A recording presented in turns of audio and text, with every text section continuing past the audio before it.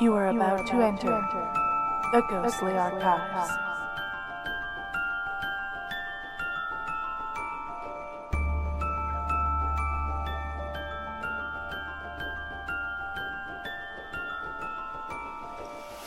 Alright, everybody, welcome to the Ghostly Archives.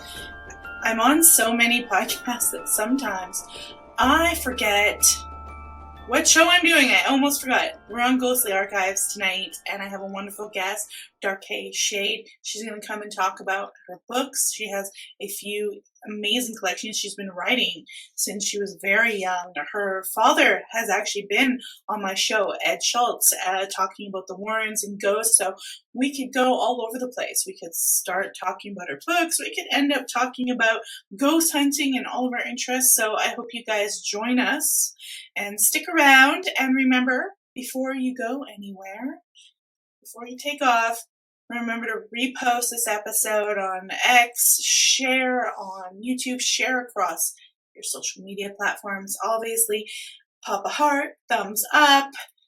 If you're listening to this on the audio podcast across iTunes or, Stitcher, all those platforms, remember to give us 5-star ratings, for it helps me show up in those charts, especially iTunes. Give us a good 5-star ratings. That would be fantastic. Now, I'm going to do a little bit of a housekeeping here because I've been away for a few days. It was my birthday on Saturday. We had this amazing experience. Me and my husband went to a silent movie theater. They show these silent movies, and they actually have an organ from the 1920s. So it's like literally like you're in the 1920s. And they're playing the organ that they would have played in silent movies in those days. They've got all like special effects, sound effects up in, almost like little surround sound. And it was so cool and different. I had never done that before. So it was cool. And they do it up in Salt Lake City, I think. And it's quite fun. It was quite fun. So I recommend it. Now, we've got some really cool shows coming up. Tomorrow I'm going to talk politics. I need to do a politics show. That'll be on Gen X News. You join me on X and Rumble.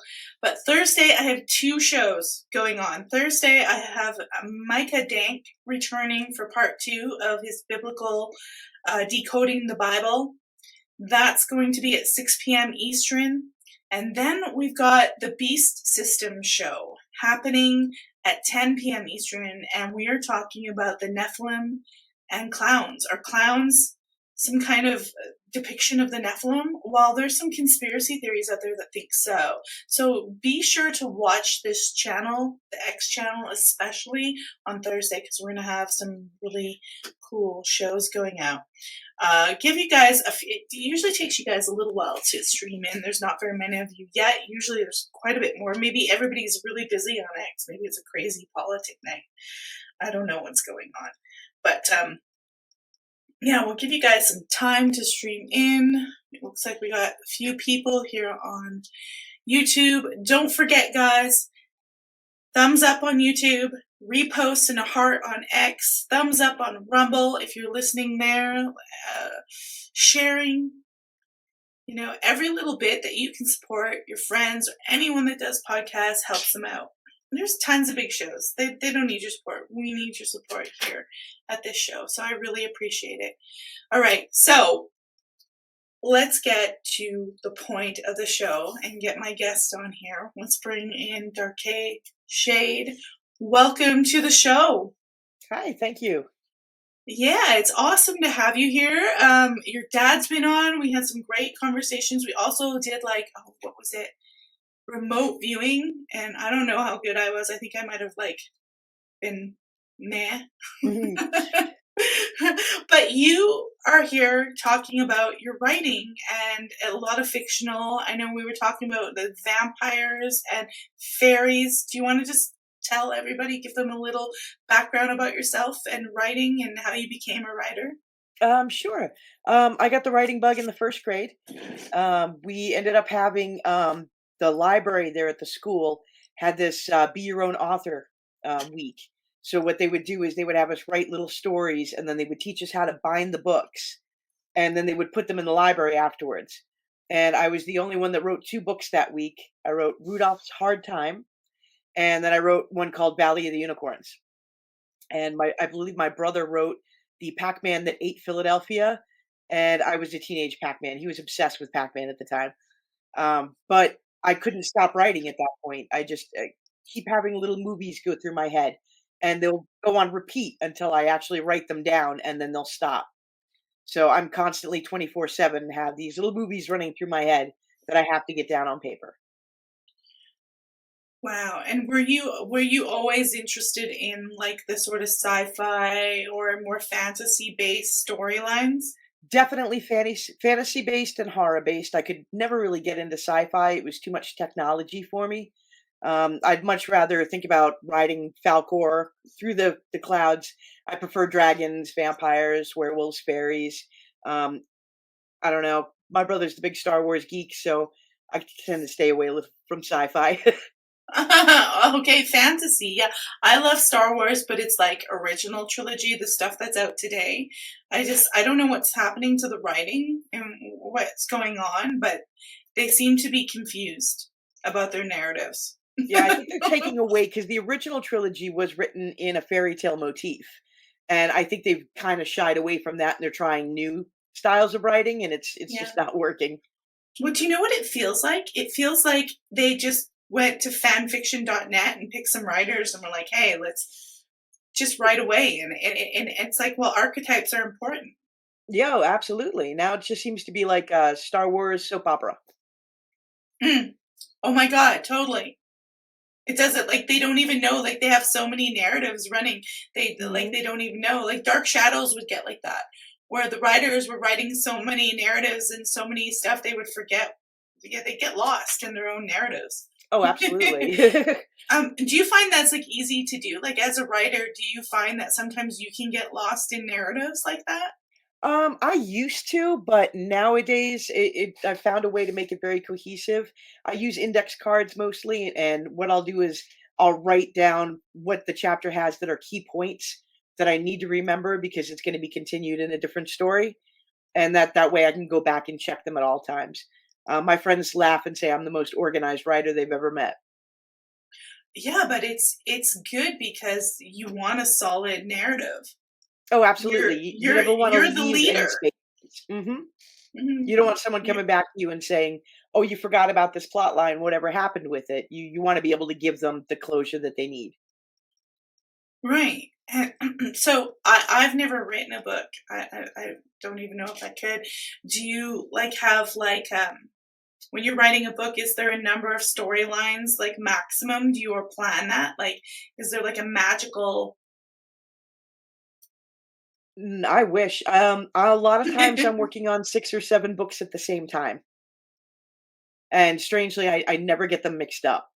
But I'll do like maybe 3 chapters of one book, and then I'll stop and I'll go and do 2 more chapters of a different book, and maybe the next weekend I'll do a different set of books. So I just keep them all going. I mean, all my stories, even though they have different characters and everything, they all come together in the end. They're all related or in the same universe. excellent? Well, that's great. Now about the series that you're talking about with the Fae, what made you interested in in fairies or Fae lore? And yours is like totally unique because Hmm. you kind of combine it with other elements, right? Oh, absolutely. I've been obsessed with the supernatural and fairies since I was little. Um, I think a lot of it had to do with the late 70s and early 80s had a lot of fantasy on TV and in movies. So I think because of that, I became fascinated with it. And when I was in high school, I just studied it. I studied the Irish folklore about fairies, Scottish folklore. Some Romanian ones are really really interesting. So I've done all sorts of mythology, and I couldn't get enough of it.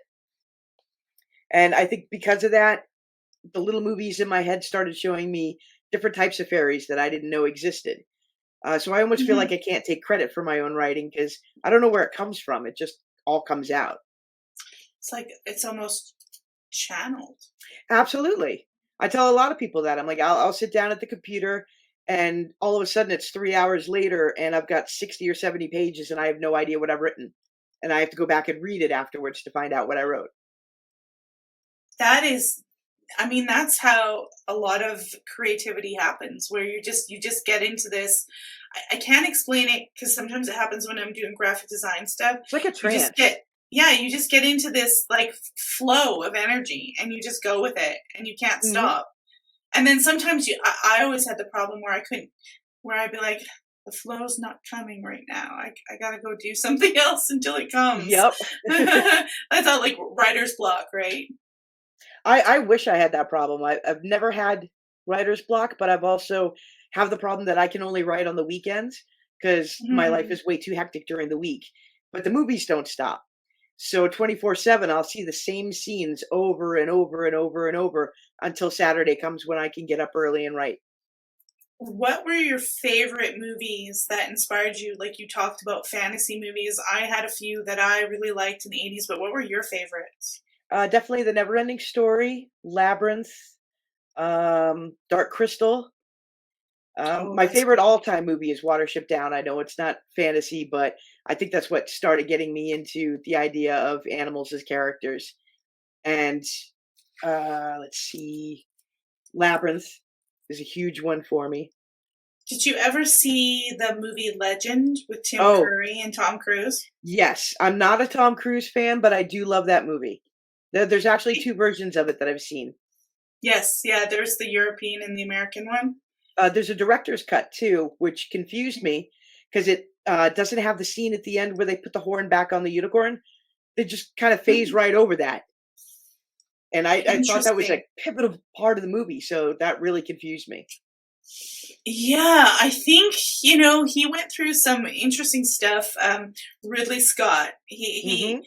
freaked out. He butchered that movie all up, and then they had an original, like, European version with a classical score, and then they freaked out and went Mhm. like totally like the Tangerine Dream, and then hacked it up so that things didn't. I mean, I enjoyed the American one was the one I saw originally when I was young, and but then when I seen the European one, I was like, oh yeah, it kind of makes a little bit more narrative sense. Yeah. Yeah, it definitely fills in some of the blanks that you're questioning about. Yeah. Yeah, I do love Lord of the Rings. Okay. Good. Lord of the Rings is a good one. That's more of like in the early 2000s, but Oh, I I watched know. the animated ones back in the Oh, day. that's right. Mhm. 77 had the animated one. Like the was it The Hobbit or was it Lord of the It was Rings The too? Hobbit, but they also had the Lord of the Rings because I remember watching, I think it was Return of the King, because Frodo was always my favorite character because of the animated series. And I remember the orcs Right. had a song where there's a whip, there's a way. And I think I got in trouble in school because I used to sing that all the time. So in your novels that you have, and I've got some links up at the top of the chat where her books are, but if you guys go to Amazon and type in Darque Shade, you should be able to find them. You might have to search a little bit. I'm going to pop up, but you should be able to find them. But when you're going into your novels, what's unique? What are you doing with fairies that is different from like what's your angle, I guess? I think the angle is in the beginning, it's the darkness and the light, and they're actually lovers and they're creating things together. And then there's a collective powers that be that steal the light and decide to start creating things. But their first creation is called Spirit Sante. He's an elemental and he controls all spirit. And he starts seeing what they're doing. So he starts trying within the different breeds to make ways to fix what happened. And so all the different supernatural creatures of the world all come from these original five elementals. Wow. That and so are the villains, they're the ones who steal the light? Yep, the villains originated from something called I call it the Nothing, probably part of because of the never-ending story. But the Nothing was the negative space between the light and the dark that was jealous of the light and dark.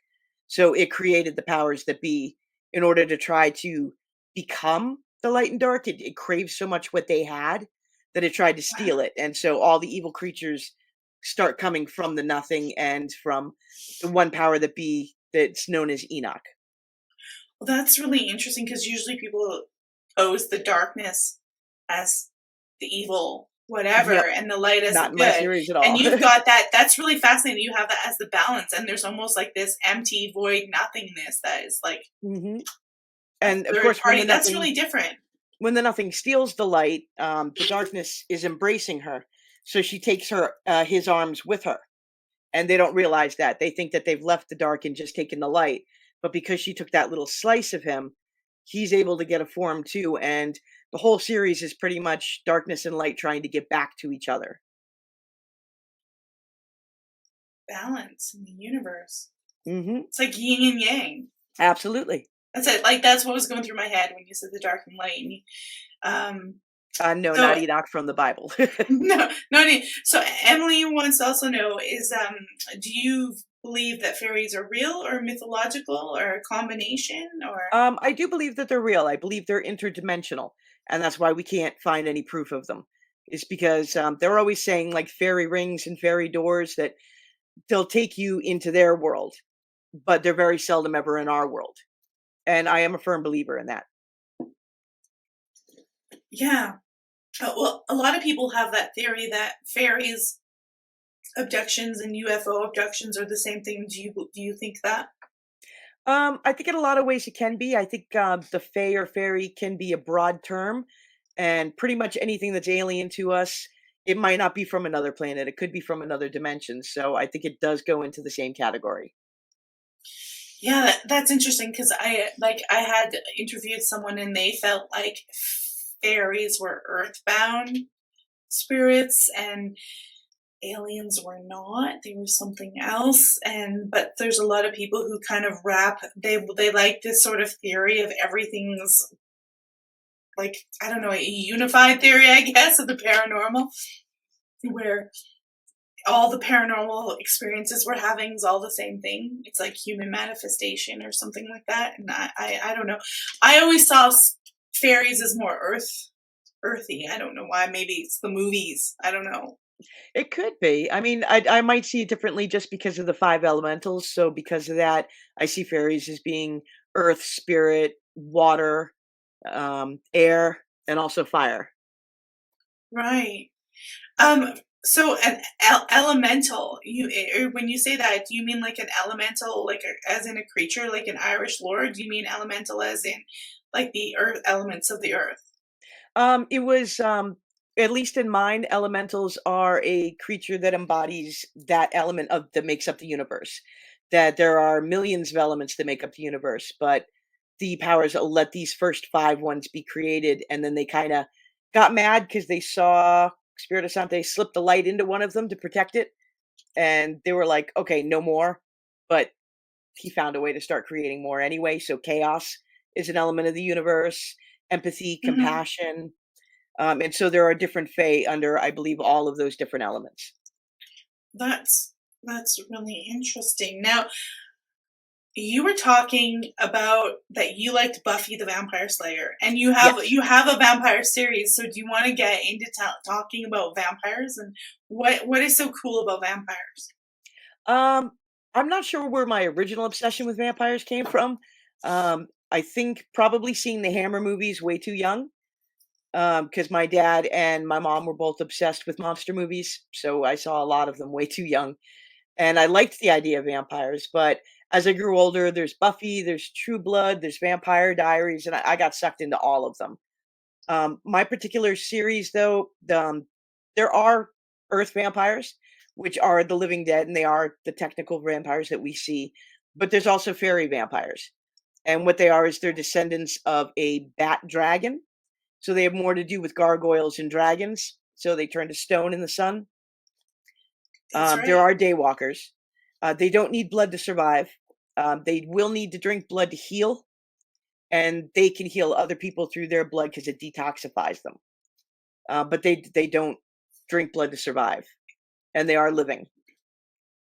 Well, that's interesting because, like, originally, when you go back, I don't know, like 150 years, you see, Bram Stoker or other people write about vampires. Even you can even see this in Hammer Horror. It's a very religious and Christian orientated, so it's a lot different because it's like vanquishing evil under Hmm. the church or whatnot.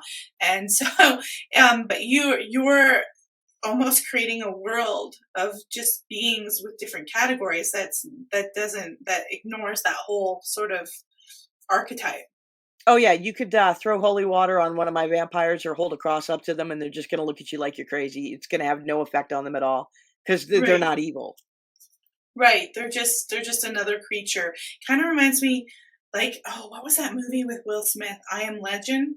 And Oh they have yes. like an alternate ending where the zombie creatures aren't really the evil ones or something like that. Hmm. I can't remember.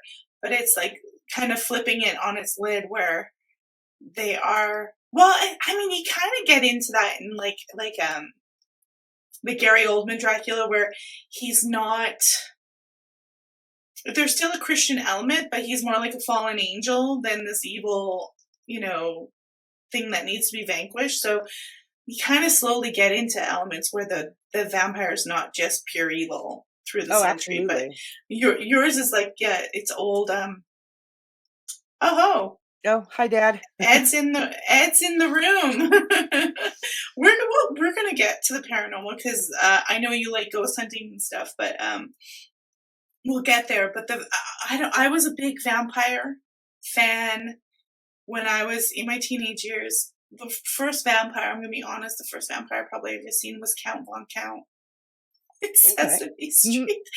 But like when I'm 4, but I was a big fan of the Gary Oldman, the Francis Ford Coppola version, and I was a massive Yes. fan of Interview with the Vampire Hmm. and all the books and that sort of, it was different. It was like, Creole, Louisiana, and it just had a different flavor to it. And but I really did love Hammer Horror as well, and I was big into Dracula and that I guess I was really into the Christian element of it. And oh, he's well, like your dad's Barnabas Collins, Dark My dad's Shadows. Barnabas Collins obsessed. Yeah, well, Barnabas is like the same. He's like the vampire that turns into like sort of an anti-hero kind of Hmm. figure because he was so popular. He's the Deadpool of vampires. Yeah, yeah, really. I mean, he becomes like this sort of anti-hero where he wants to be human. It's almost like a curse, but so are your vampires. They're not cursed. No, well, they're cursed by the evil creatures against the daylight because they didn't normally turn to stone. But that was a punishment that was done to them that they're working on reversing. But other than that, Right. yeah, no, they're not cursed at all. That's different. Oh, I never watched the True Blood series. What was the arc on that? I can't. I never got into that. Oh, that was such a good series too. It's all about a girl who is telepathic, and she lives in a small town, and a vampire comes in. She can't hear the thoughts of the vampire, so she becomes kind of obsessed with them. She does find out later in the series that the reason she's telepathic is because she's part fairy. Wow. Okay, so they're kind of mixing and matching Oh yeah, they in have there. fairies, vampires, werewolves. They do pretty much all of it on True Blood. It's a really good show, and you got Interesting. Alexander Skarsgård in it, so you can't lose. I don't. I just never got into. I canceled my TV and I became like a not TV person, and I think I just missed. I think my mother might have been into the True Blood and the books, and I think I probably just moved into some other interests outside of them. And oh yeah, I was raising a kid, so I was That'll do probably, it. let's be honest, I was probably watching the Backyardigans or Sesame Street or Barney or something like that. Yep, that'll do it. Hey, could you like Barney the Vampire? Oh yeah, that would work. There is Barney the Vampire. Actually, there is a book. There was a play called Barney the Vampire that came That's before funny. Dracula. Actually, Saying that, I think I know where my vampire obsession comes from now. When I oh, was little, I was obsessed with Bunnicula, the vampire rabbit series. I never He saw it. It's a book series by James Howe, and it's a family that they go to a Dracula movie and they find a shoebox with a rabbit in it, and they bring him home. They name him Banicula, and then they start to notice that all the vegetables in the house have turned white. He sucks the juice out of the vegetables. It was an adorable series for kids. That's cute. I always liked how they kind of did the Von Count and Sesame Yep. Street. He's fun. He's educating you. Yes, he is. Your dad says Barnabas Collins is the reluctant vampire. This is true. There are a lot of reluctant vampires. Just about every show has at least one that self hates because of the fact that they're a vampire. It's Bill Compton in True Blood. It's Angel in Buffy, and on the Vampire Diaries, it's Stefan Salvatore. Yep. And now, is there a fascination with your characters? Like, did you have a fascination with this sort of idea of immortality and staying forever young? Not really. No? And that's what surprises me about it, because the Fays, they don't physically age past the age of like 27. So all of them look like they're in their 20s, even if they're thousands of years old. Twilight. I never thought I was going to be a Twilight fan, but I was the children's storyteller and events coordinator for Borders Bookstore. And when the last Twilight book came out, they told me I was going to have to run an event for it because it was a midnight release. And they're like, oh, you got to do Q&A about all 3 of the original books. So I was like, okay, do you have questions? No, they didn't have any questions for me. So I had one weekend to read all 3 books and write my own questions to run this event. And that's the only reason I even knew about Twilight. Wow. It's not bad, though. I like the movies were good. I watched the first movie, I think, and then that was it for me. The last one couldn't get into it. Was really good. Wow. So in the 80s, I think, I was trying to think of 80s movies, vampire movies, and I think my favorite one is The Lost Boys. Lost Boys is really, really good. I'm also a huge fan of Near Dark. It has half the cast of Aliens in it.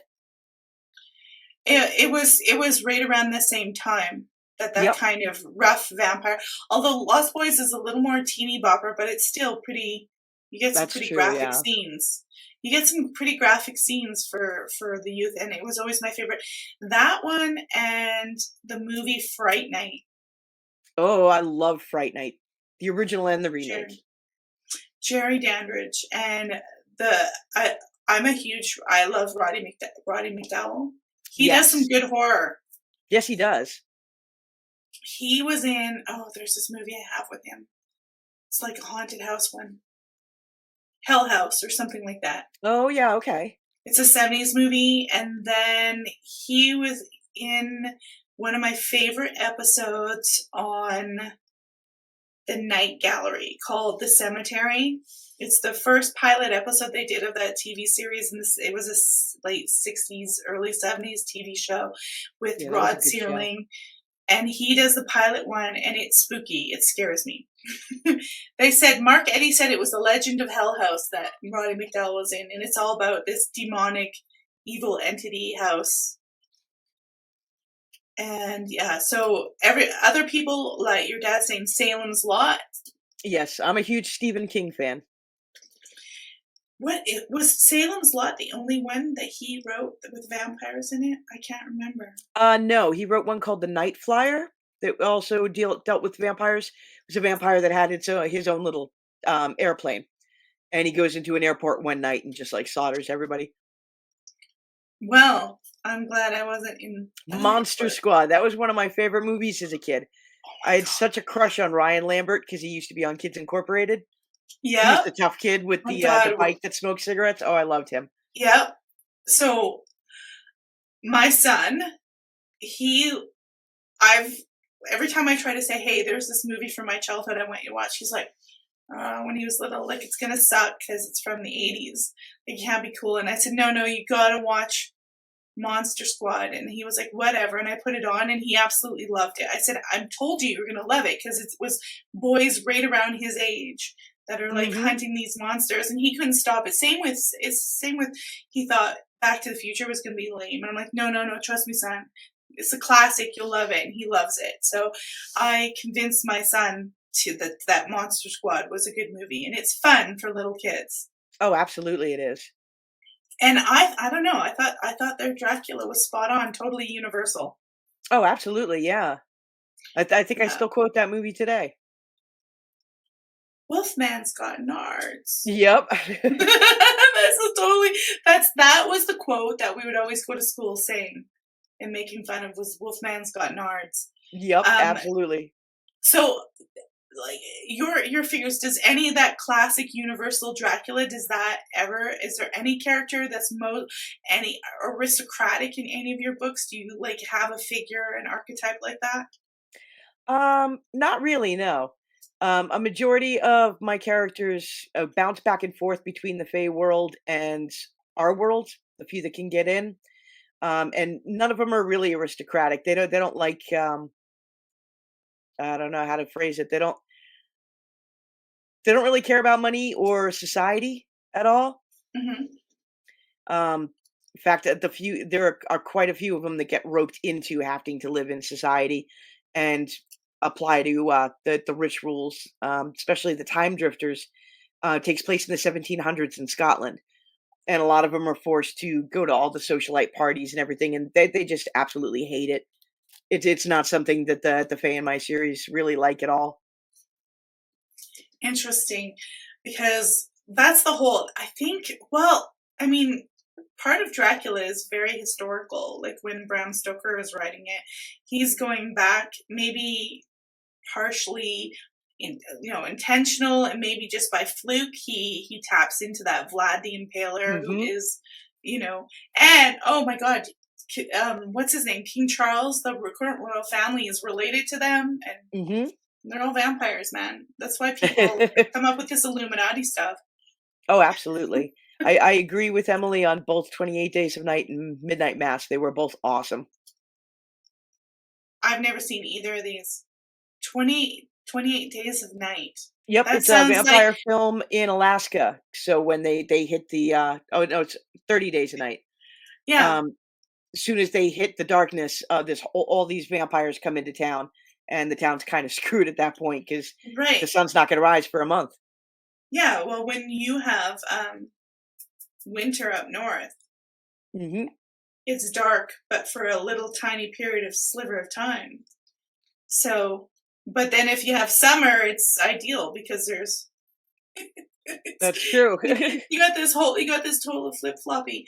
Okay, so are you working on any books currently that haven't come out yet? Like, are you moving Oh somewhere yes. with the Fays and with the vampires?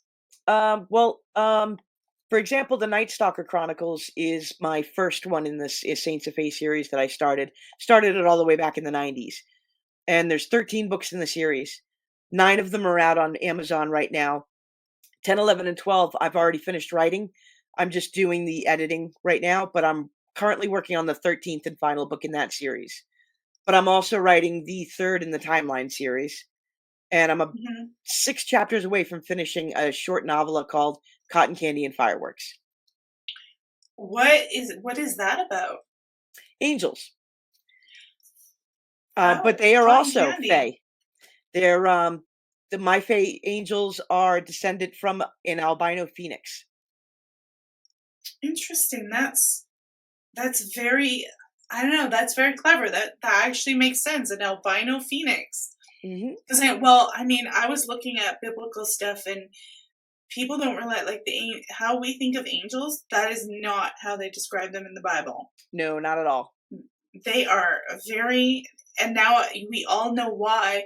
When the angels appear to human beings, they tell them to not fear Hmm. because they're like eyeballs everywhere. Yeah, exactly. The numerous eyeballs and the wings. It's like, whoa.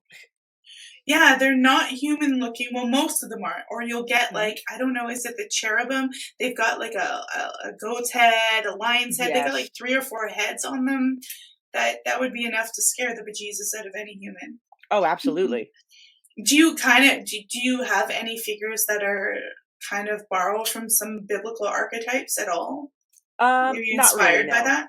No? Okay. Despite the fact that I grew up in the church with my dad being a minister, no, not at all. Yeah. Okay. Well, that is interesting. Now, I want to kind of get, because we were talking paranormal before I came on, and you not only do you write and you have all these books, which I'm encouraging everybody to go onto Amazon and Google Darque Shade, but you've been into paranormal hunting and ghost Yes. hunting. Okay. I know you've been heavily, probably that's been around your whole life, right? Yes, and I did grow up in a haunted house in, Pennsylvania. Okay, what was that like? That was What happened? terrifying because a majority of the activity took place on the 3rd floor, and my bedroom door was directly across from the 3rd floor door. Was did you ever visually see anything in the house, or was Yes, I don't know if my dad remembers this, but there was one night that I woke up and there was an old woman sitting at the foot of my bed, and she was just kind of rubbing the blanket and she was humming to me.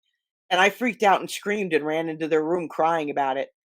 And my brother always kind of made fun of me for it. And then we were living together, I want to say in the late 90s.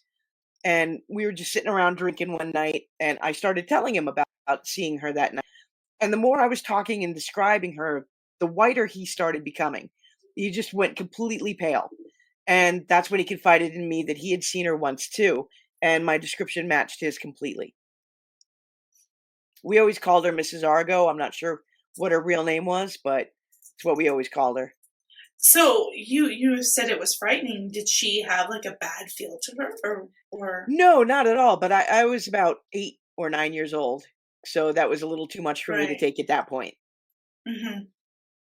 Well, that's interesting. So that, I mean, what was I gonna say? Because I know your dad did a lot of work with the Warrens. We don't have to get into anything about the Warrens. Your dad worked with the Warrens, so I wonder, was that at the time or was that after, when, like, or was he doing all that work at the same time that you guys had a haunted house? Like, did that Um, I coincide? think he did a majority of the work in Connecticut when we lived there when we were very small. Okay. And I was Okay. probably about 5 when we moved to Pennsylvania. So Okay. I know So he it was was still in after that. contact with them, but I don't know if he was still investigating with them at the time. Right. And so what, I mean, because it can be frightening when you're a kid, because I lived in a haunted house when I was about 6 or 7 on the East Coast, and I was a little more brave than the other kids that lived with us, but it can be really scary when you hear stuff or see stuff or something happens and you don't understand it or you're by yourself. So what, you say you were afraid at first, but what prompted you to actually take an interest in it and not be afraid?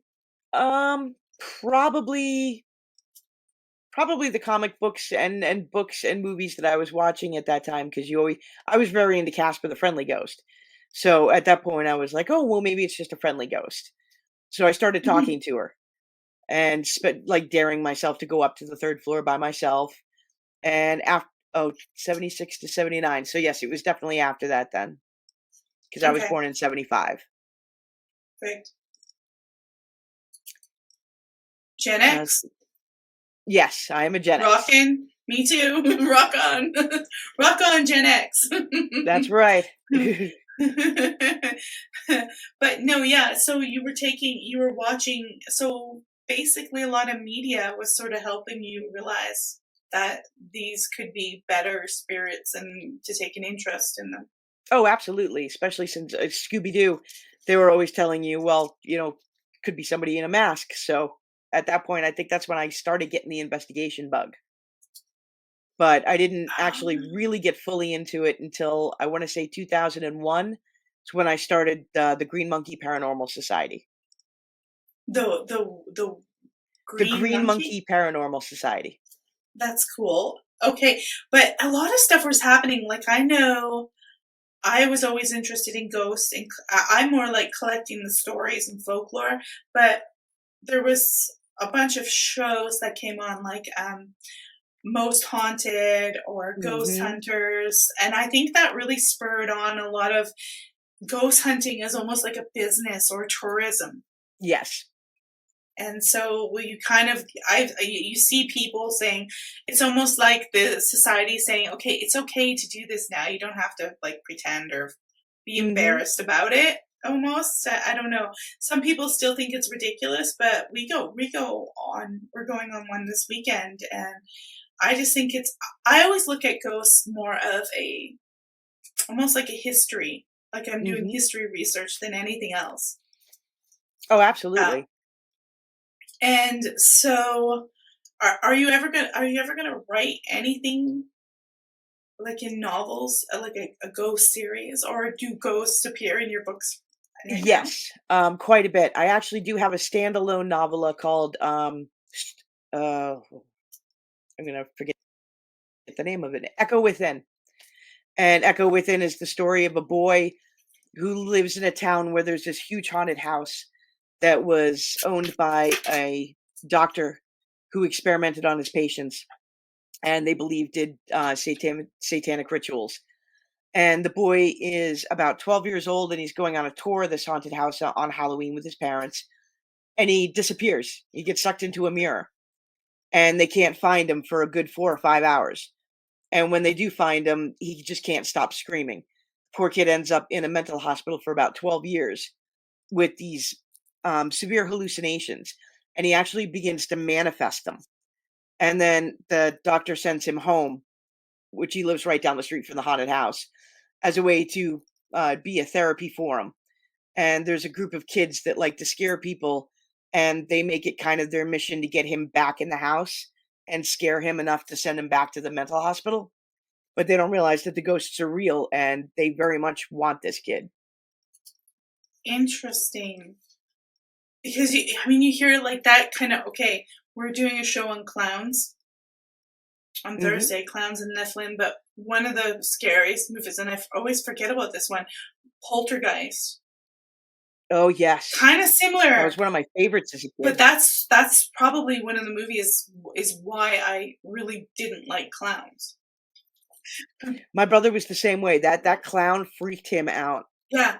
That and when the tree ate the kid. Well, my grandfather had a massive Raggedy Ann clown doll homemade for me. It was tall. It was like at least 5 feet tall. It was this huge clown doll. And I had that made for me. And then I saw that movie and I was like, oh my God. Mm. I couldn't. My grandmother had a life-sized, little orphan Annie doll in her basement, and that used to freak me out because I always pictured that was gonna come to life. Yeah, but dolls are creepy. My grandma Oh, my yes, grandmother absolutely they are. collected dolls. They were everywhere. Porcelain dolls. That was big in the 80s, but she had dolls everywhere, and it was always creepy. Yeah, I never wanted dolls, I always wanted stuffed animals. I actually got upset at first when my mom got me a Cabbage Patch Kid because I was like, "I don't want a doll." I didn't mind like a baby doll, but those porcelain dolls.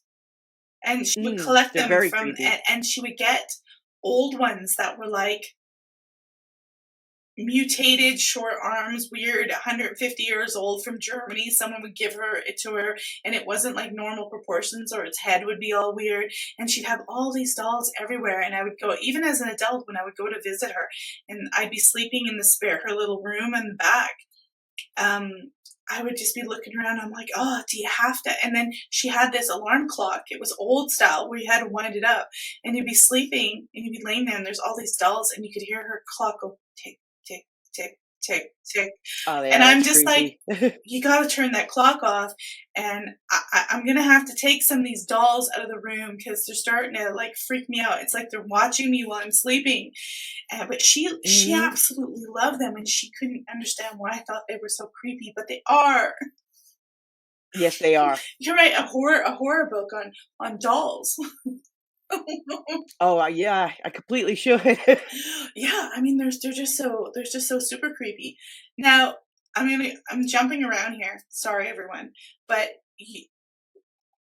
I was gonna get back to you because we kind of jutted into ghosts and books, but we were talking about ghost hunting, and I wanted to know if you have any experience in your ghost hunting that was like confirmed that paranormal's real. If you have like one case where it was like totally validated the proof of some sort of afterlife or the beyond. Um, Not really, because I mean, we've even collected some really, really good EVPs, and I think the closest we came to is we were doing this woman's house I lived in Massachusetts at the time, right in the Bridgewater Triangle, which is the largest paranormal hotspot within the United States. And we came over to this woman's house. We were taking pictures in her basement because she said she kept seeing faces in the panels. And we took this one picture of an orb that we saw. And when the picture came out, you could actually see what looked like a pirate. You could see his clothing. It looked like he was shackled to the wall. He had the pirate's hat on. And we're like, this is massive. We're nowhere near Salem or any place where there's even a port. So we brought it over to her and we were asking her, is there any way that pirates could be associated with the house? Well, it turned out her great great grandfather was a rum runner, and there were actual pictures of him down in these books in the basement of him with pirates. And we had no idea. So that was probably the closest that we came to because we had no idea the pirates were involved until we got that picture. Well, that's really fascinating. That is, well, I mean, and why would you think that? I mean, you would never know that she had a father who was a rum runner who was tied into pirates. And I mean, God, that must have been relatively recent. Like Let's see. I like believe her grandfather, like I guess pirates were around longer than I thought. I always think like 16 and 17 and 1800s for some reason. yeah, oh no, I think it was her great great Okay. grandfather, but it was her grandfather's house. So all the stuff that he had from his family was all in the basement. Wow. That's really interesting. So, and you captured it? Okay. We actually captured a picture of it. Wow. Yeah, you could see the orb and then you could see the manifestation coming right behind the orb. It almost looks like it's coming out of it. What do you think about demons? Because there's a lot of people, to them everything's demons. Do you think there's such a thing as demons? Um, in a way, I get really upset actually when people are like, "Oh, everything's demonic. Poltergeist activity is demonic." Well, you've seen a 2-year-old throw a tantrum before. Hmm. Well, if a 2-year-old doesn't have a body, what else is their tantrum going to look like other than poltergeist activity? And a lot of times poltergeists ended up being adolescents. They weren't even dead. They weren't even ghosts. They were just had all this energy and emotions that they didn't know what to do with, and they bottled it up, and it would end up manifesting itself in this poltergeist activity. When it comes to the demonic, though, I think a lot of times they have to remember that it takes a lot for spirits to be able to communicate. So if you tell them to move something and you hear a bang, oh, that's demonic. Well, no, it's not. You just asked it to communicate. It's difficult for it to do so. Right, right. I do think that there are some spirits that are angry, and I think that anger can come across a lot of times as demonic. Yeah, But when it comes to the demonic itself, I'm pagan, so I have a lot of trouble really diving into demonic. right. Well, that's fair enough. I don't think everything's demons, but I certainly think there's definitely low vibration things out there that when you feel them in the room, if you're experiencing them, it does not feel good if you are not, you know, if you're, it can feel really depressing when you contrast it with your own Mhm. energy. It can feel really negative and overwhelming. And I mean, if I mean, if you are somebody who's just all logical and the solid is the solid and you're in the material and you're in some house and something starts throwing something at you or you end up with scratches or welts on your body, I can understand how that would be really frightening and Oh, intimidating. absolutely. I've never seen a ghost or had anything attack me or anything like that. But I've had heard footsteps and, well, I shouldn't say I've never seen. I was in a old hotel one time and I woke up and there was a shadow figure standing over me. But I thought at the time that I might have been having like a sleep paralysis. But I Okay, don't yeah. doubt that sleep paralysis can actually be something more than just sleep paralysis. Like it could be really some kind of spooky, shadowy figure. have you Oh, have yeah, that's why they used to call it the old hag Yeah, syndrome. have you ever had that experience? Like when you're doing, because I find like the more I get into doing investigations, the more likely that's to happen at home. I've never had that particular experience, but I have had the one where, I don't know if anyone else has had this. You're laying down to go to sleep, and you're just about there and you hear somebody yell something next to you, but you can't understand what it is that they're saying and you jump and there's nobody there. My stepsister had that, but she wasn't asleep. She was in England. She was working there on a student visa, and she was in friends she met in Australia. They let her stay at their place in England because they were from England. And she always was spooked out about this house in the hallway. And she wasn't really a believer. I used to tell her ghost stories, and she thought I was nuts. And one night she came down to have a drink of water, and she was standing at the fridge and she was getting some water, and she was standing there, and all of a sudden she felt like someone walked right up close to her, and they went, it's almost like they said shh in her ear and then tried to something Oh, wow. else, but it came across as blah, blah, blah, blah, like radio garbled voice. Mhm. She couldn't hear it, and she said all the hairs on the back of her neck, like she slammed her cup down and she ran and hid in her room, and she just wanted to Oh, get out wow. of there. And she didn't want to say anything, but she finally told them what happened to her, and they said, oh, that's our grandma. There was like 2 adjoining properties, and I guess she was staying in the one that the grandmother used to live in. And she's like, yeah, that was her Oh, grandmother. She was wow. probably mad because you were standing with the fridge open. They told her. And so she had that, but she wasn't asleep. But it was like, shh, right in her ear. And she said, I just about jumped out of my skin. It frightened me so bad. And she It became a is, it's believer. She terrifying. became a believer. And then, no, I go ahead.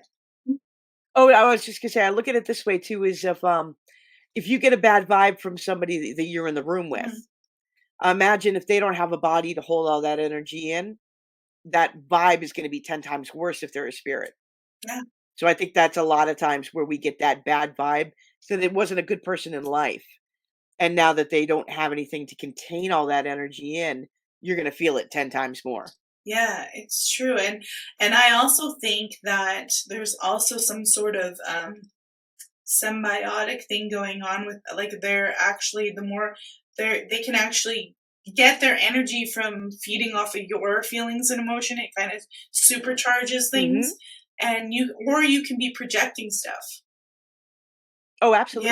100%. I mean, they have scientifically proven that there are people that, they call psychic vampires, because they feed off of your energy to keep their energy plenished. Yeah, they're like, I've seen some great documentaries where they actually will show, um, the colors in the energy of the person being very diminished, and yours is very bright, and then with them being around you for about 10 minutes, yours will start to diminish and theirs will start to get brighter. I know people where I'm around them, and after a while, I'm like, you need to go away from me They just suck the life right because out of I'm you. I'm an introvert there, and so I need to be by myself to recharge. And if I'm around someone too long and they're like that, I'm going to be totally exhausted, Mhm. like totally 100% exhausted. I just won't be able to even withstand it. I'll be like, and I have been a manager, supervisor, and I've worked with people, and I've come in the room and I'm like, oh God, that person's on shift today. I'm going to be exhausted within an hour and a half with this person. And then there's other people, they come in and it's all like, woo, it's great. And I mean, yeah, Yep. it's true. It's totally true. It's creepy. So that, if that happens live, I guess it can happen on a paranormal sort of. Oh, absolutely. Because now they don't have a body to contain that in anymore, so it's just free reign. Yeah, it is. And zapping everywhere. And I'm wondering, like, well, when I say this to people who are religious, and we do have a lot of conservative people on X, they say, like, in Christianity, their idea is it's impossible to have ghosts because God would never allow that. But I'm like, well, I don't know.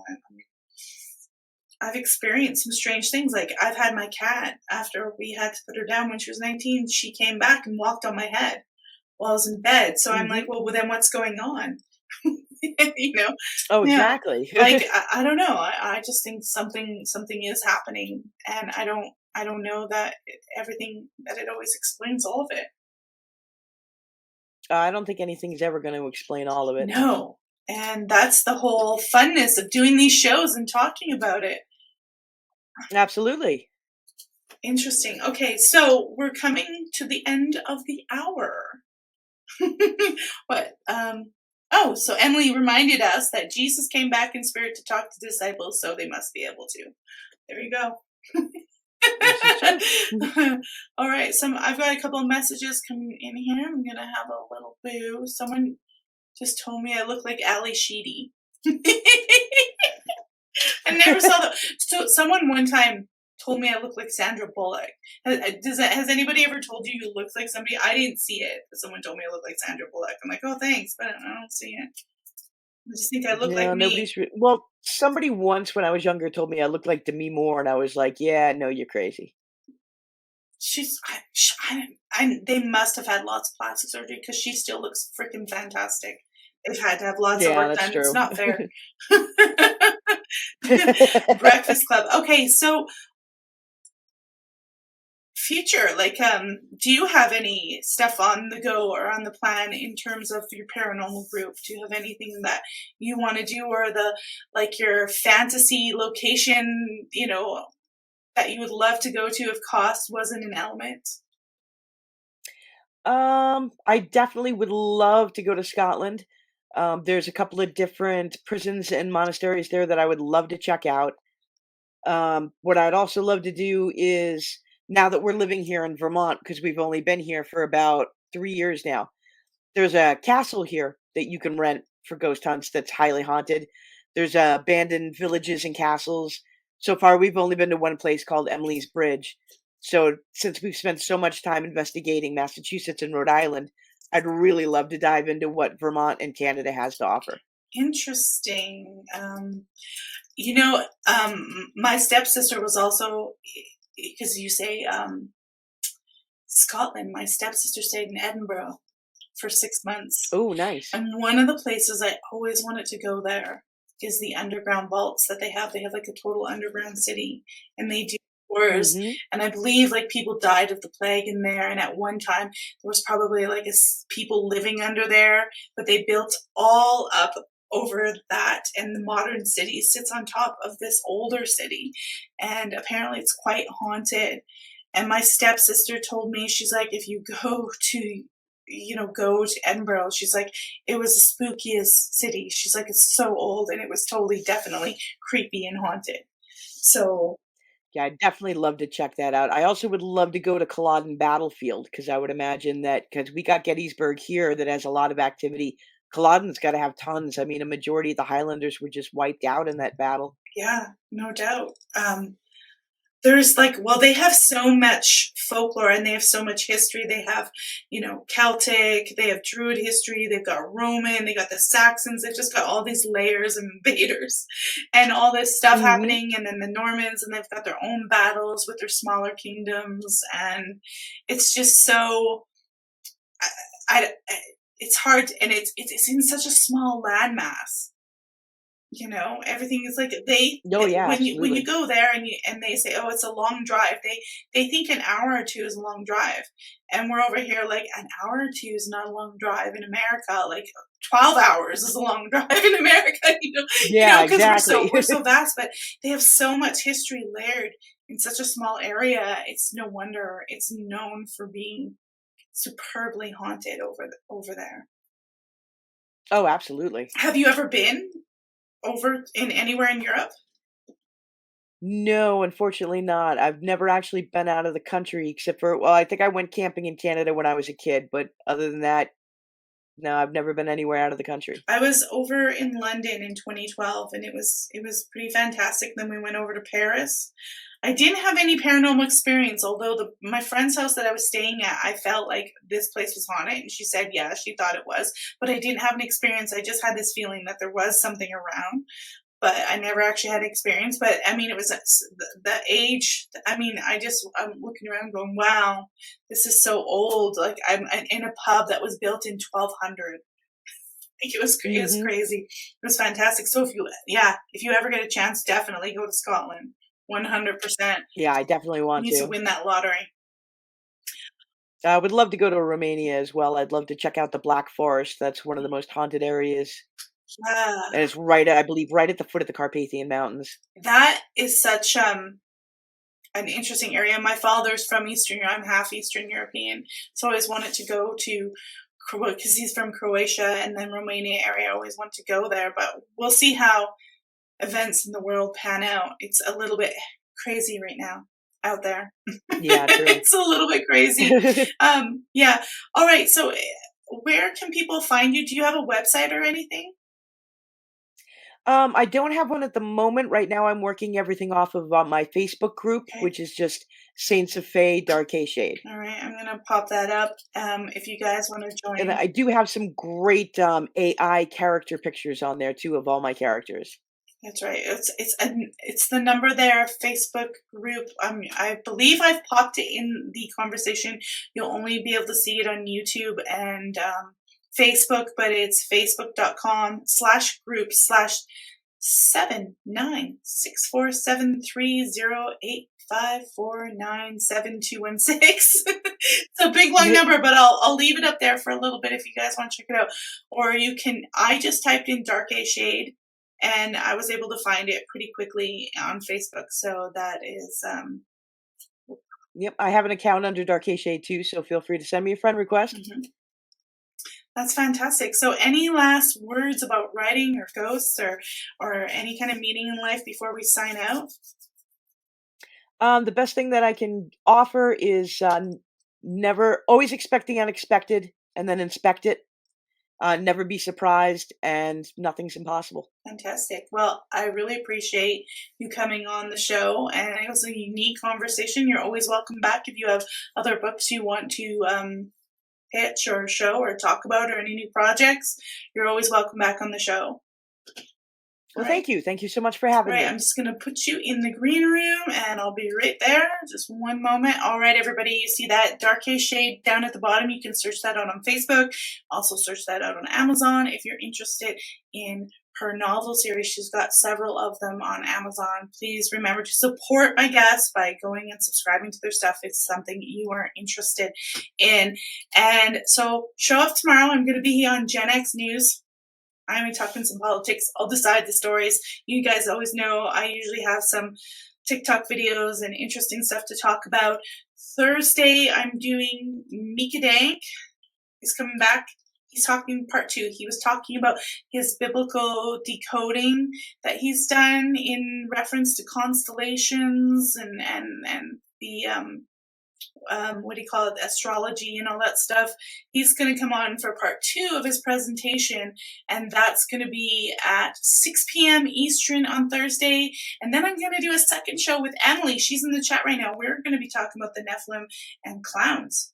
Are they linked? What's going on? We've got some really interesting stuff that we've found out and researched, and we're going to think Wayne Gacy and weird clowns and Ronald McDonald. I mean, think of all the clowns everywhere and how creepy they are. Just think about that. And the Nephilim. We'll tie it all in. And that is at 10 p.m. Eastern on Thursday. And Friday, we got Tinfoil Hat Friday. I think we're going to be talking about time traveling and Donald Trump. I think we're going to talk about a little bit of quantum physics and weird stuff on Friday. I think we're going to go there. We were supposed to do it last Friday, but it was my birthday, so I had to cancel. We're going to revisit that on Friday. So I want to thank everybody for joining the show.